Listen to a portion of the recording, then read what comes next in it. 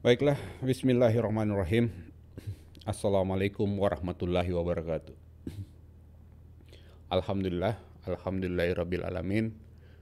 Puji syukur kehadirat Allah Subhanahu wa taala yang telah melimpahkan rahmat dan hidayahnya sehingga kita senantiasa memiliki kesempatan dan kesehatan untuk bisa terus melangsungkan proses pembelajaran meskipun secara daring seperti ini. Ya, atas berkat rahmat dan hidayahnya lah kita memiliki kesempatan dan kesehatan sehingga kita bisa mengupayakan seperti hal ini, mencari solusi bagaimana kemudian kita bisa tetap menyelenggarakan perkuliahan. Baiklah,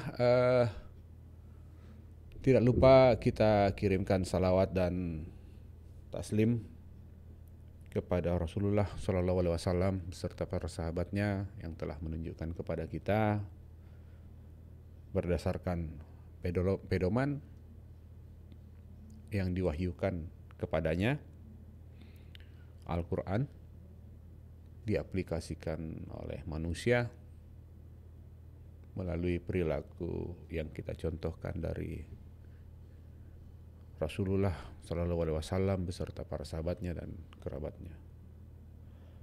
Allahumma sholli ala sayyidina. Para peserta didik yang saya hormati, hari ini kita tetap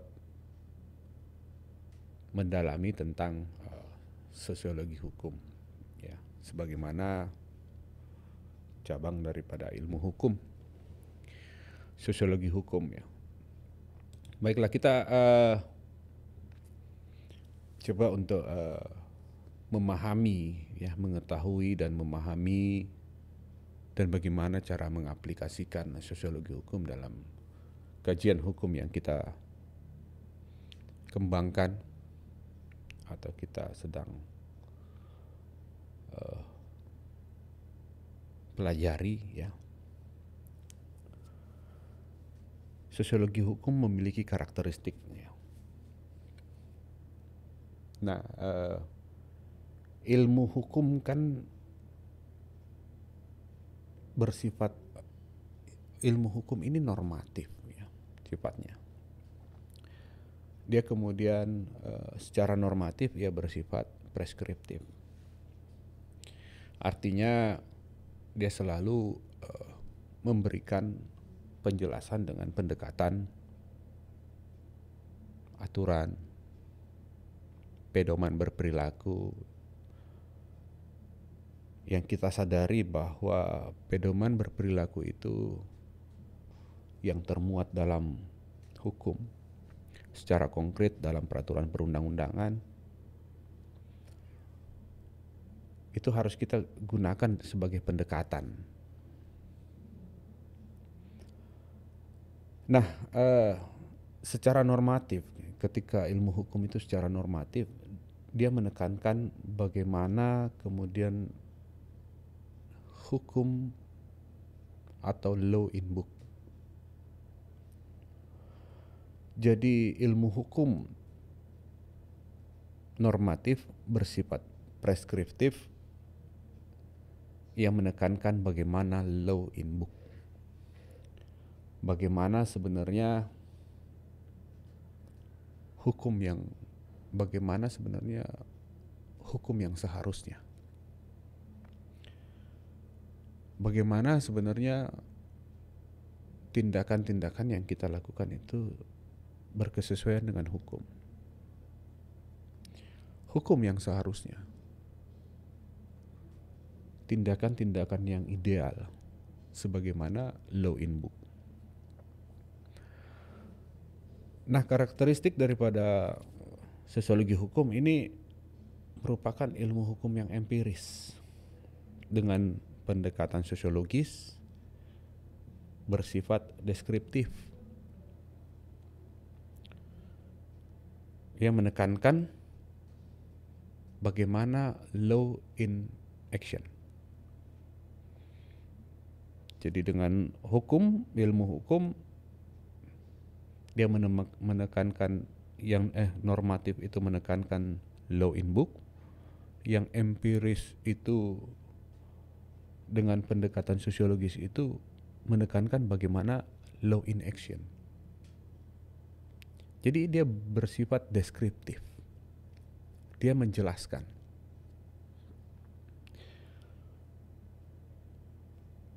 Dia tidak bersifat menentukan seperti ilmu hukum yang normatif. Dia menentukan seperti ini perilaku-perilaku ideal sebagaimana law in book. Namun ilmu hukum secara empiris dia menjelaskan bagaimana kemudian law in action tersebut, bagaimana kemudian hukum itu di tengah masyarakat. Dalam deskripsinya, sosiologi hukum memberikan deskripsi terhadap hukum. Dia menjelaskan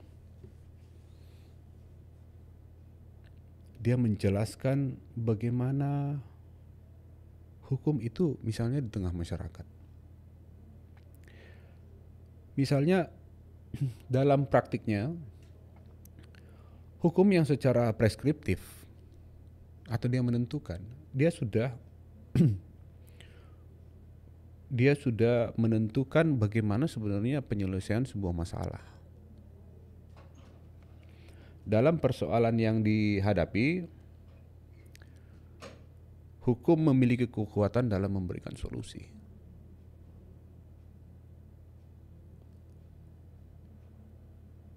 Dia memiliki kekuatan dalam memberikan solusi. Jadi setiap persoalan dengan pendekatan hukum maka menjadi sebuah solusi terhadap persoalan-persoalan tersebut.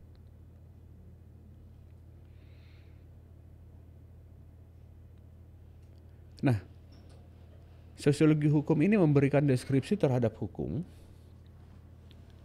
Bisa kita lihat apabila praktik itu dibeda-bedakan di dalam pembuatan undang-undang atau dalam penerapan pengadilan. Kita bisa melihat bahwa tadinya ilmu hukum secara normatif ini menentukan prosedur dalam penyelesaian masalah dengan pendekatan peraturan perundang-undangan. Ada hukum formil. Bagaimana kemudian kita menyelesaikan masalah misalnya sengketa pertanahan. Kita menggunakan pola penyelesaian di pengadilan untuk mencari solusi.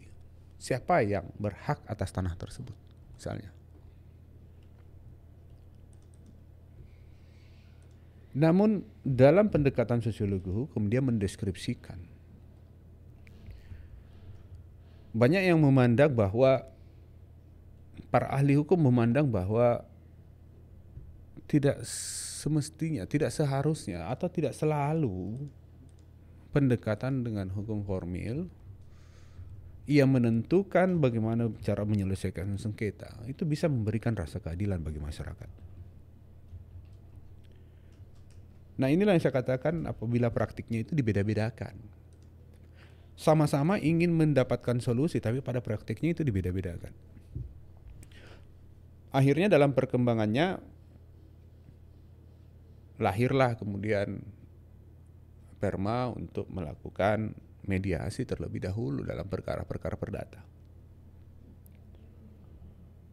Nah, inilah yang kemudian diaplikasikan supaya bisa kemudian mempersingkat waktu persidangan misalnya. Karena dalam praktiknya banyak juga selesai persoalan tidak melewati sebagaimana ilmu hukum yang preskriptif tersebut, yang menentukan peraturan perundang-undangan yang mana dipakai dalam menyelesaikan masalah. Dalam praktiknya, dalam realitasnya, kajian secara empiris terhadap hukum, terkadang para pihak juga bisa menemukan penyelesaian masalah dengan menggunakan metode-metode lain, yaitu dengan mediasi. Masyarakat Indonesia seringkali menggunakan pola musyawarah untuk mufakat. Ini sudah menjadi kebiasaan dalam diri atau jiwa bangsa. Ini sudah menjadi kebiasaan masyarakat dalam menyelesaikan masalah dengan musyawarah mufakat. Terkadang penyelesaian masalah dengan pendekatan hukum formil tidak memberikan rasa keadilan bagi salah satu pihak yang bersengketa. Nah, inilah kemudian dengan pendekatan sosiologi hukum mendeskripsikan bahwa sebenarnya ada pola lain selain pola ilmu hukum normatif yang bersifat preskriptif. Ada pola lain dalam penyelesaian masalah. Ia mendeskripsikan bagaimana pola tersebut dapat memperoleh hasil dengan tujuan yang sama dalam penyelesaian masalah sengketa. Tadinya mediasi tidak wajib dilakukan, dengan adanya perma kemudian wajib dilakukan dalam persoalan penyelesaian sengketa di pengadilan. Ini memberikan tambahan buat kita bahwa kita sebagai pengemban ilmu hukum bisa mengembangkan ilmu yang kita miliki agar bagaimana caranya hukum yang kita gunakan dalam menyelesaikan masalah itu bisa lebih efektif dan efisien di tengah masyarakat. Ya. Hari ini persoalan sengketa pertanahan di pengadilan mungkin ada yang bilang efektif. Ada juga yang bilang tidak efektif ketika mereka tidak menemukan rasa keadilan dari hasil putusan tersebut. Tapi ada juga yang bilang ini efisien, tapi ada juga yang bilang tidak efisien karena berperkara di pengadilan itu membutuhkan biaya sebagaimana asas.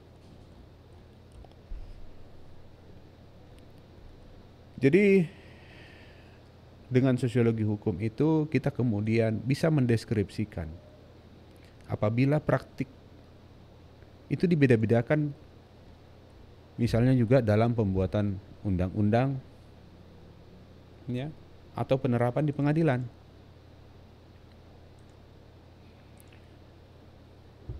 Sosiologi hukum ini mempelajari bagaimana praktik yang terjadi pada masing-masing kegiatan hukum tersebut.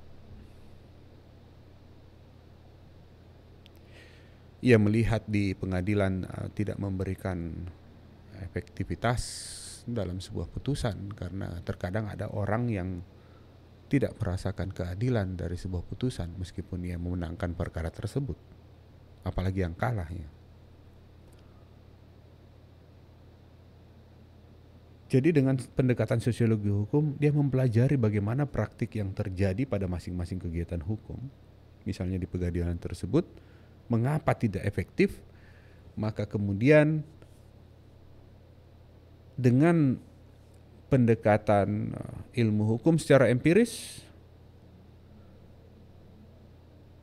yang bersifat deskriptif, ia kemudian menjelaskan apa atau ada sesuatu yang dibutuhkan agar penyelesaian bisa benar-benar terjadi secara efektif maupun efisien.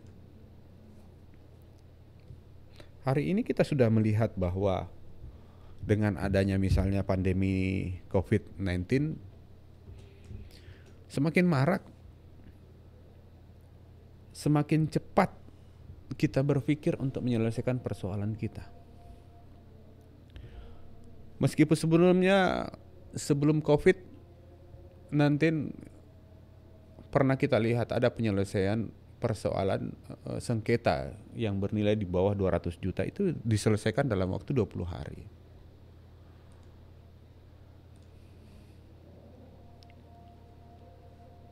Ilmu hukum secara normatif sebelumnya hanya menjelaskan bahwa idealnya penyelesaian sengketa itu memang harus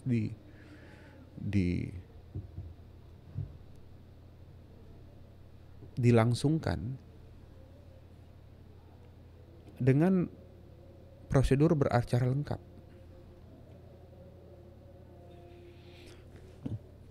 Namun dengan perkara-perkara setelah diamati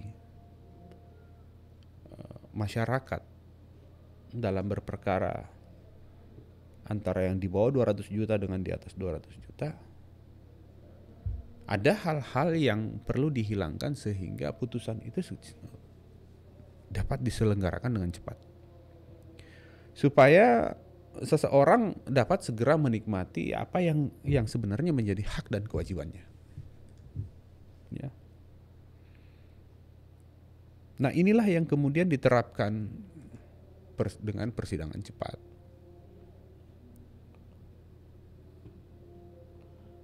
Apalagi dalam masa pandemi COVID seperti ini, akhirnya kita menemukan pola-pola bagaimana penyelesaian masalah di pengadilan itu juga bisa selesai, di mana kita diterapkan physical distancing dengan social distancing. Pola-pola penggunaan elektronik itu semakin digalakkan. Sehingga kini dikenal dengan sistem e-court. Jadi penerapan di pengadilan itu sudah mulai lebih menemukan efisiensi. Efektivitasnya pun tetap terjaga dengan pemanfaatan media elektronik seperti ini. Jadi inilah karakteristik daripada sosiologi hukum yang kemudian mendeskripsikan kira-kira apa saja hal-hal yang perlu diperhatikan agar ketika hukum menggunakan kekuatannya untuk memberikan solusi, itu benar-benar bisa terlaksana baik secara efektif maupun efisien.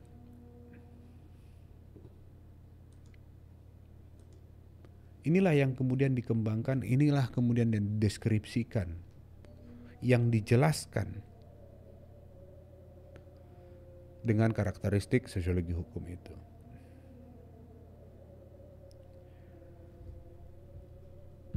Dengan menjelaskan, sosiologi hukum itu bertujuan mengapa suatu praktek dalam kehidupan, suatu praktek hukum di dalam kehidupan sosial masyarakat itu terjadi.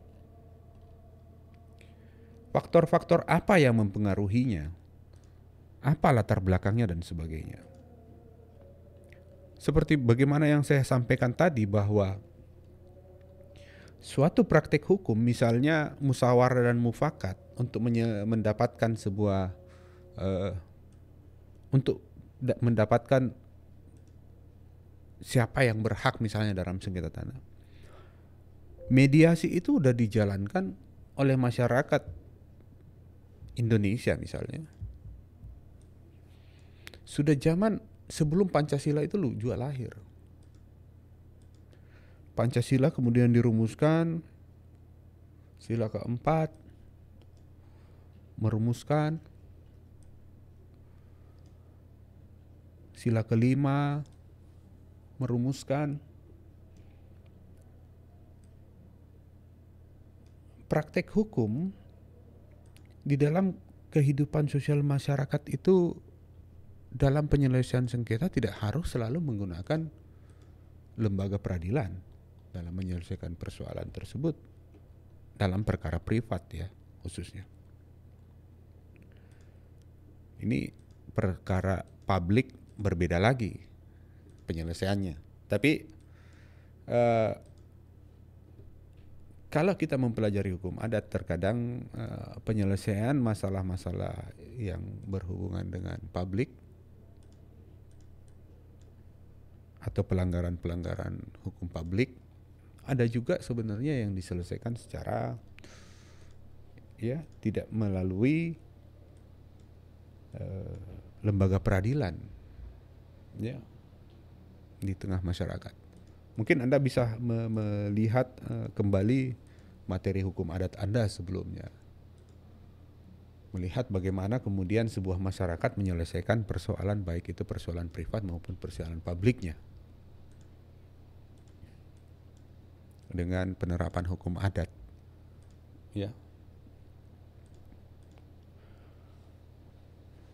Jadi dengan sosiologi hukum dia menjelaskan praktek hukum ini bahwa betul-betul mediasi misalnya, musyawarah dan mufakat misalnya bisa memberikan rasa keadilan bagi masyarakat,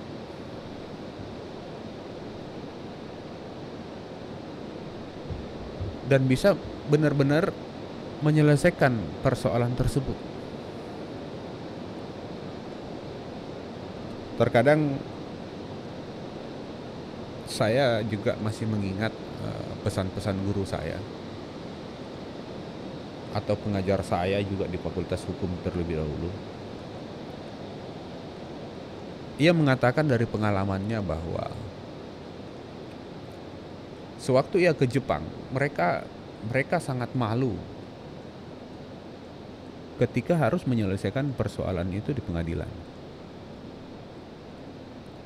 Karena mereka memandang bahwa dengan cara law in book seperti itu, dengan bersifat preskriptif, menentukan, maka terkadang yang menang jadi arang, yang kalah jadi abu. Itulah pandangan dari sebuah masyarakat di Jepang. Sehingga lembaga peradilan itu cukup sepi, permasalahan diselesaikan di sana. Itu karena mereka kemudian punya prinsip hidup dalam menyelesaikan persoalan-persoalan yang mereka hadapi.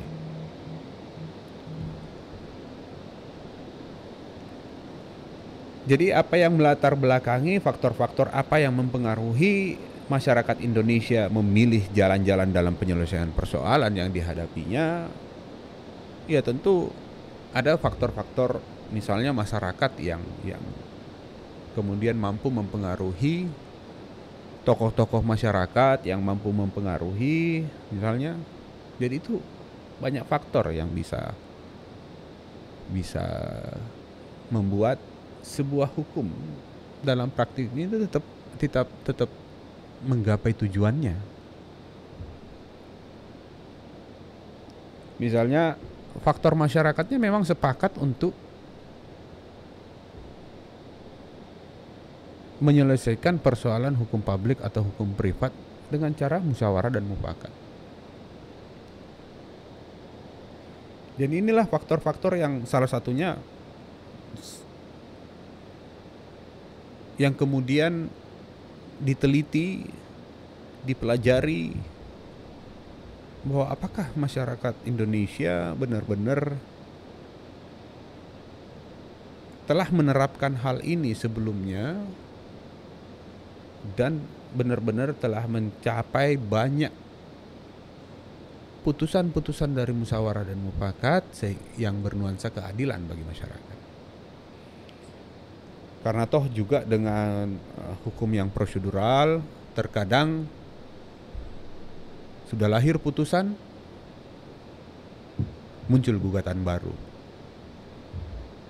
Artinya sepertinya tidak selesai sampai di situ saja. Ya. Jadi karakteristik sosiologi hukum ini dia juga menjelaskan ya, kira-kira mengapa masyarakat dalam praktek hukumnya ya dalam kehidupan sosial masyarakat itu bisa terjadi. Mengapa masyarakat melakukan mediasi dalam persoalan-persoalan yang dihadapinya? Ya. Ada juga yang karakteristik sosiologi hukum itu memprediksi.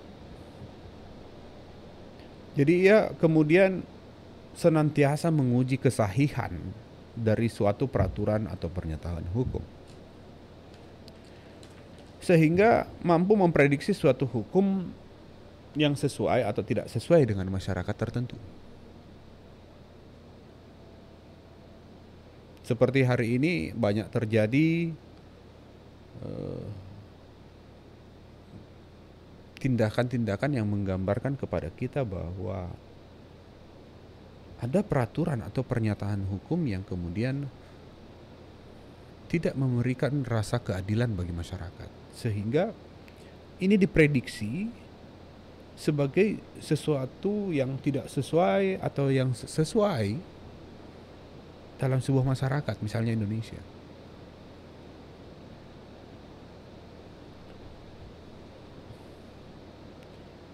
Pernah saya membaca sebuah hasil penelitian terkait undang-undang tentang kekerasan dalam rumah tangga. Ternyata undang-undang tersebut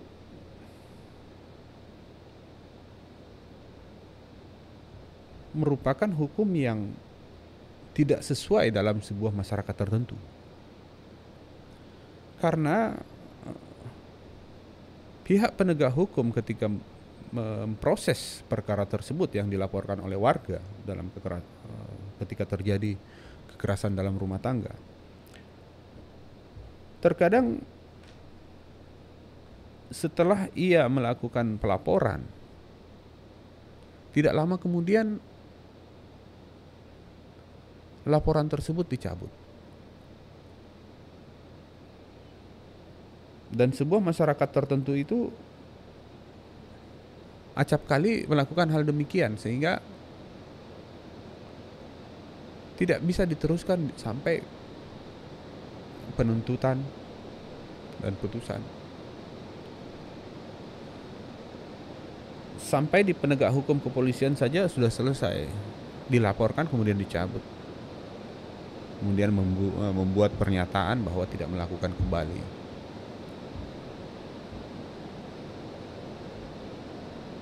Sangat tinggi persentase masyarakat yang melakukan di tempat tersebut, sehingga efektivitas daripada aturan kekerasan di dalam rumah tangga tersebut memang tidak sebagaimana yang diharapkan. Jadi inilah sedikit karakteristik daripada sosiologi hukum. Dia mendeskripsikan, dia menjelaskan, dan dia memprediksikan. Dalam penerapan sosiologi hukum, pengembannya tentu memiliki sifat yang selalu curiga. Ya. Pengembannya memiliki sifat yang selalu curiga, sehingga ia melakukan studi terhadap hukum. Ia kemudian selalu mempertanyakan minimal apakah betul das Solon dan das Sein. Ya. Apakah betul hukum sebagaimana yang tertuang dalam law in book itu benar-benar dijalankan oleh masyarakat, atau ada faktor-faktor lain yang mempengaruhi sehingga tidak dijalankan, sehingga terciptalah law in action.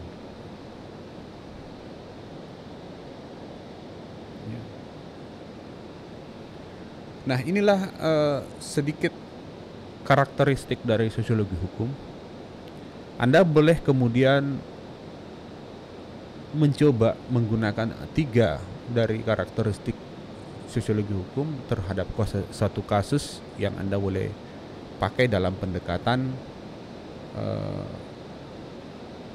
sosiologi hukum, ya. Anda pakai, Anda latih, sehingga Anda tidak sekedar mengetahui, tidak sekedar memahami, tapi juga mampu mengaplikasikan. Silahkan Anda nanti aplikasikan di kalam, praktekkan dulu, nanti menunya tersedia di kalam.